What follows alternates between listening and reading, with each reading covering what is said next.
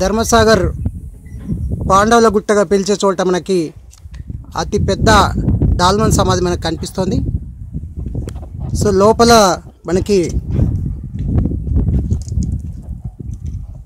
నివాస యోగ్యంగా ఉండేట్టుగా ఉంది ఇది.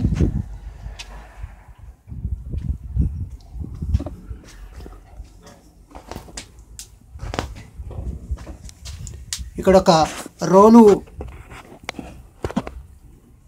సో తర్వాతి కాలంలో ఇక్కడ పాండవులు ఉన్నారని చెప్పి ఇక్కడ ఒక పాండవుల ప్రతీకగా కొన్ని శిలలు మనకు కనిపిస్తున్నాయి.